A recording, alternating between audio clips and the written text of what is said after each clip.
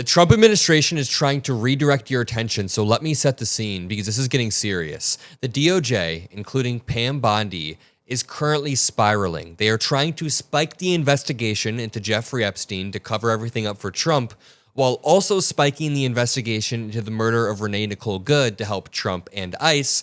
But at the same time, they are using resources to target Governor Tim Walz and Mayor Jacob Frey of Minnesota for essentially obstruction, or Donald Trump even says insurrection at certain points. They're throwing around a lot of terms, but they are officially investigating Mayor Jacob Frey and Governor Tim Walz. So this is all sleight of hand. It's like when a magician tries to trick you and says, look over here, when you should actually be looking at two things. Number one, the Epstein files. Number two, the fact that they are currently targeting Walz and Frey, but this all stems from the fact that Donald Trump has been placing pressure on Pam Bondi, talking about letting her go. Donald Trump is reportedly shit-talking Pam Bondi behind the scenes to try to push her to be more aggressive. We've seen this happen one time before. Trump, a few months ago, sent out a Truth Social post that was directed at Pam Bondi. Now, it was meant to be a DM, and it says, Pam, you need to go after these three people.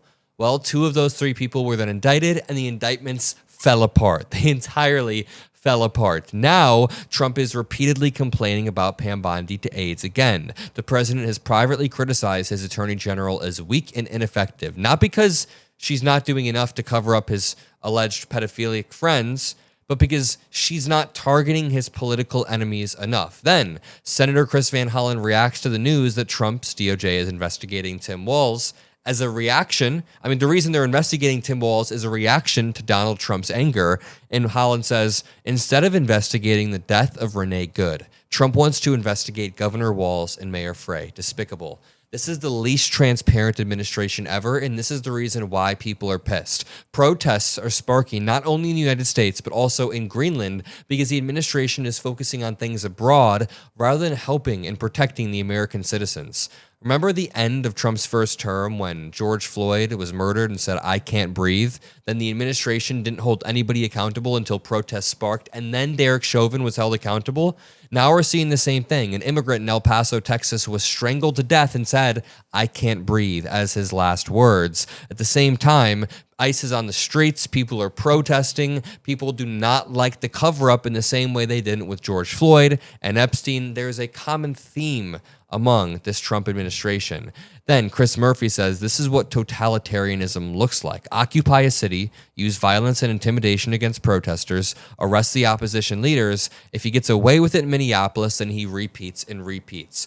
All of the oversight into the murder of Renee Nicole Good is being consolidated into agencies that Trump controls. In a similar vein, we are now learning that all of the oversight into the Epstein investigation is being spiked by this DOJ. You know, friend of the show, Ellie Honig, really breaks this down well, how the DOJ, in regard to Tim Walz and Mayor Jacob Frey, are just blowing it. If you appreciate independent media, make sure you drop a like. Make sure you subscribe to the Adam Mockler feed. It means the world and it helps boost our videos. Take a look. And I want to point out, Ellie Honig is known for being a lawyer that just calls balls and strikes. He knows when to call out not only the Democrats, but Republicans, knows when to go hard. And he's very, very impartial in the best possible way. He's a beacon of truth. So just him getting this mad is really something.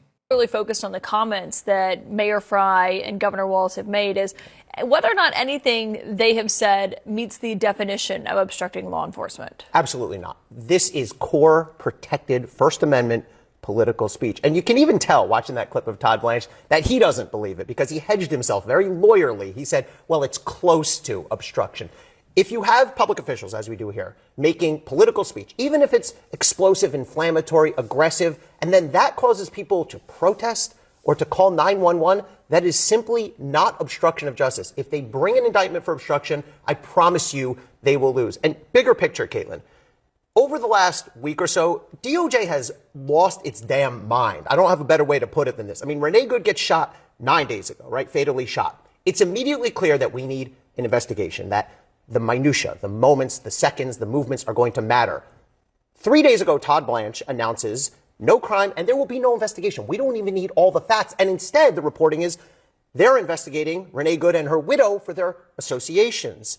That is insane. He's obviously slightly disturbed by it. He's like, the DOJ is completely trying to misdirect everybody. That actually ties perfectly into how the Trump administration is stopping all of the oversight into the Epstein files. Let me play a second more of this. For who they're dealing with, for, again, First Amendment protected activity. And now we learn that they're looking criminally at elected leaders engaging in core protected First Amendment speech. They're just off the rails at this point. Off the absolute rails. To continue, the Trump administration is seemingly pulling out all of the stops to get out of releasing the remaining Epstein files. On Friday, Trump's Department of Justice quietly filed a motion to block Representatives Ro Khanna and Thomas Massie's request for an independent monitor to oversee the release of the Epstein files in the case against Ghislaine Maxwell. Why are they protecting pedophiles? Why are they quite literally protecting pedophiles? Here's Pam Bondi getting slammed for that. So who gave the order to flag records related to President Trump? To flag records for President Trump? To flag any records which included his name. I'm not going to discuss anything about that with you, Senator. Eventually, you're going to have to answer for your conduct in this. You won't do it today, but eventually you will. Thank you. Eventually, she will have to answer for her conduct in this situation. In this moment, a few months ago, Trump confirms that he's going to continue to order Pam Bondi to go after people. Why does no one ask him why he's so orange? What the absolute hell? And what do you make Pam Bondi saying she's going to go after hate speech? Is that, I mean, a lot of your allies say hate speech is free speech. Should probably go after people like you because you treat me so unfairly. It's hate. Jesus. You have a lot of hate in your heart. Maybe they'll come after ABC.